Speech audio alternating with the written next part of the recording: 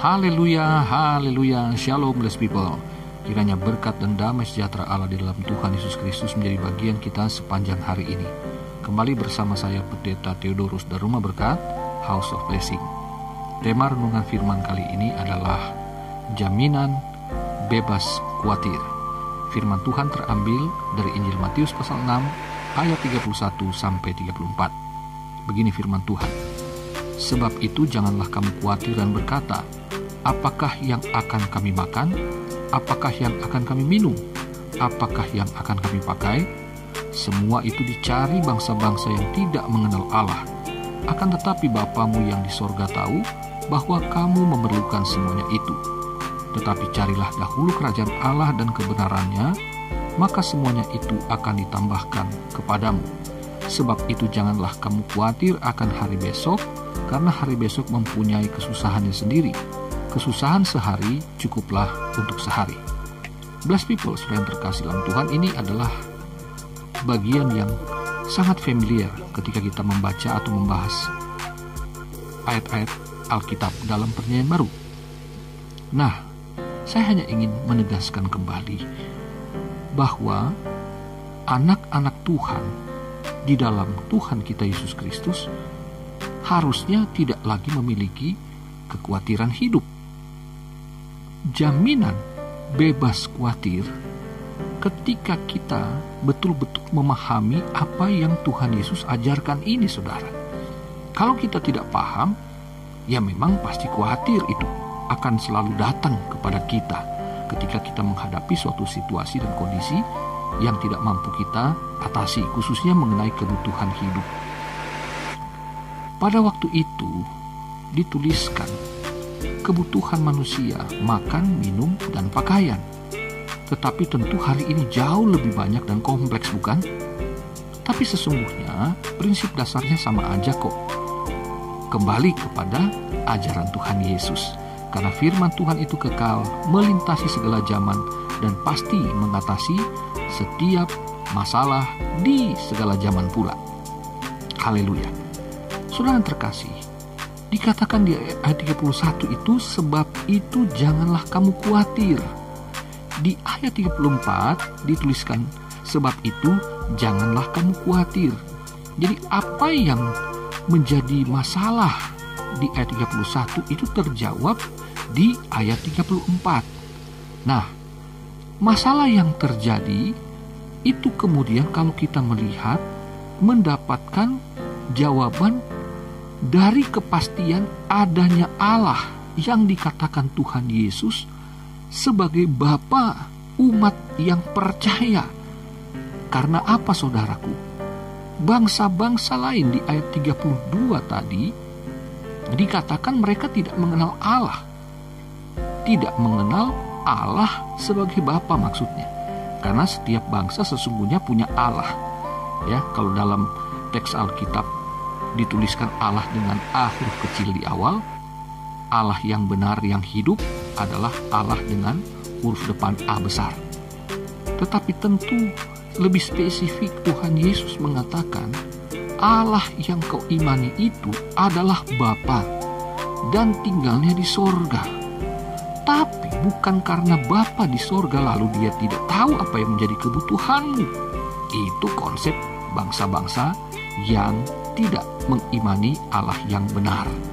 Tapi kamu harusnya tahu, gitu ya. Karena Yesus sedang berbicara kepada orang-orang Yahudi yang katanya percaya Tuhan. Yesus juga sedang berbicara kepada para murid yang katanya mengikut Tuhan.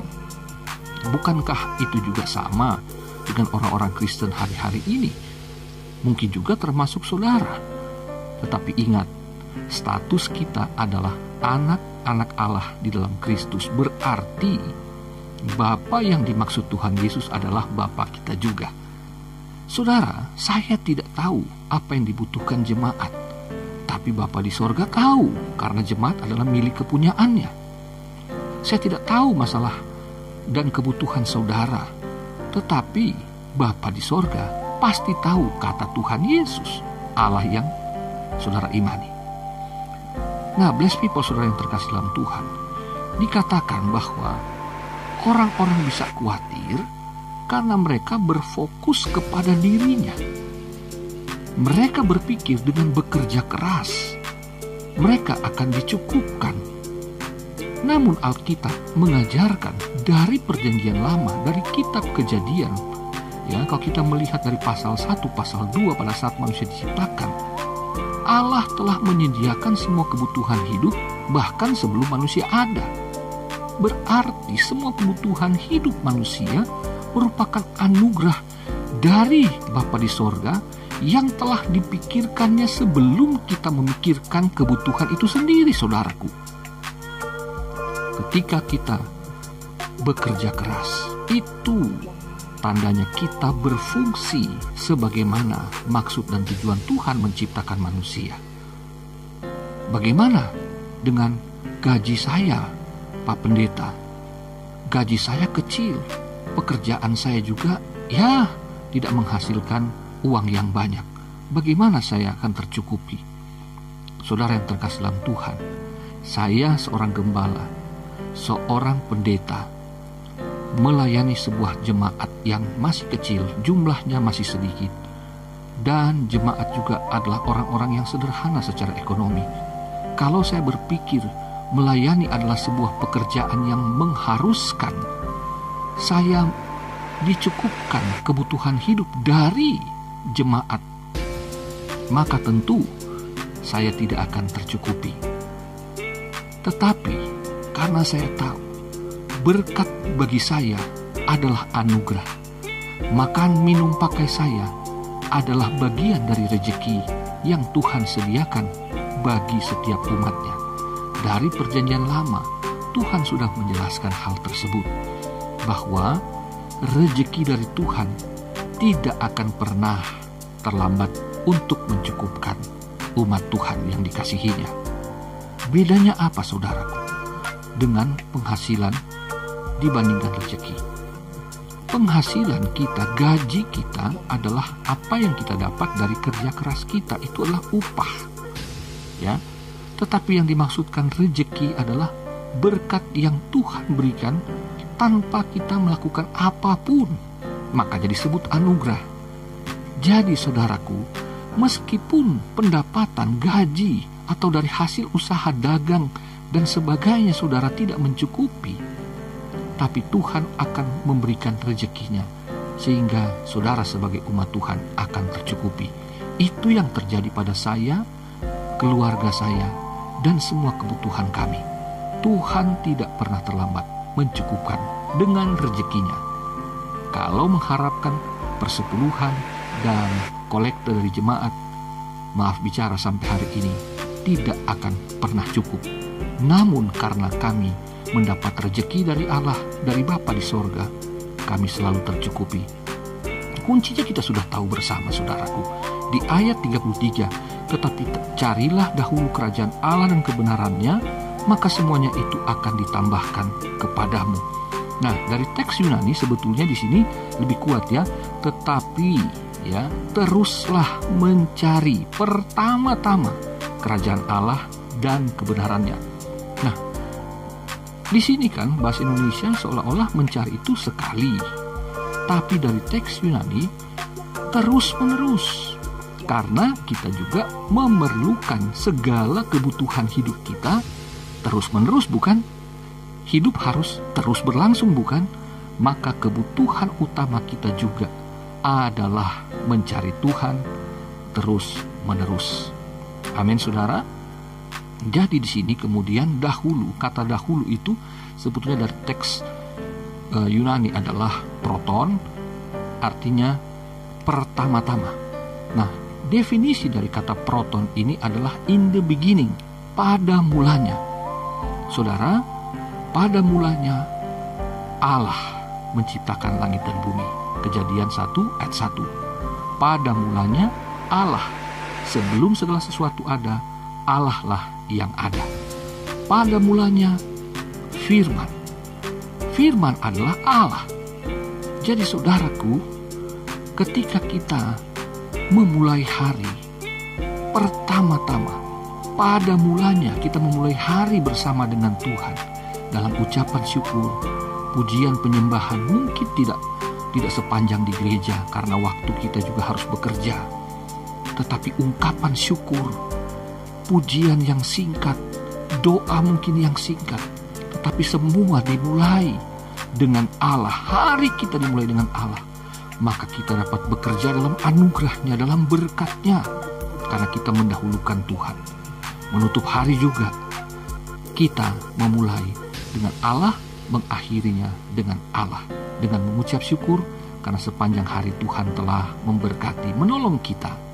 Maka saudaraku, meskipun hari itu hasilnya mungkin sedikit, bahkan tidak mencukupi, namun karena kita memulainya dengan Allah, mengakhirinya dengan Allah, Alfa dan Omega, maka semuanya itu akan ditambahkan kepadamu. Anugerah Tuhan akan memberkati kita tanpa melihat kerja kita hari itu menghasilkan banyak atau tidak. Dia memberikan rezekinya. Jadi meskipun tidak cukup menurut ukuran manusia, tapi Bapa di sorga akan memberi semuanya cukup. Amin, saudara. Nah, kata maka sebetulnya itu adalah dan semuanya itu akan ditambahkan kepadamu. Bukan maka. Kalau maka berarti maksudnya adalah bentuk kausatif, ya, sebab akibat. Jika saya mencari Allah, kerajaan Allah kebenarannya, maka saya dicukupkan. Jadi karena ada kontribusi saya. Nah, di sini saudaraku, berkatnya bukan berkat berbasis kinerja. Tapi kalau dia menggunakan dan, motivasinya adalah mencari Allah. Karena dia tahu tanpa dia melakukan sesuatu, dia cukup mencari Allah. Dia punya keyakinan iman yang teguh. Bapa di sorga lebih lagi di dalam memperhatikan dirinya. Jadi saudaraku, di sini apa yang kita dapatkan, berkat yang kita dapatkan, kecukupan yang kita dapatkan berbasiskan anugerah, ya, bukan berbasis kinerja. Jadi kita punya motivasi yang benar. Jangan sampai saya mau melayani Tuhan karena saya butuh, maka Tuhan pasti akan mencukupkan karena saya telah melakukan. Tidak, saudara. Anak-anak saya tidak perlu saya kasih syarat untuk dapat memberikan mereka makan, minum, dan pakaian mereka. Semua kebutuhan mereka. Tidak, saudaraku. Anak-anak saya tidak melakukan apapun. Mereka cukup hidup bersama dengan saya. Maka tanpa mereka minta, tanpa mereka mengejar, saya memberikan semua yang dibutuhkan. Haleluya. Kiranya dapat dipahami apa yang saya sampaikan. Begitu juga saya percaya anak-anak saudara melakukan hal yang sama, bukan?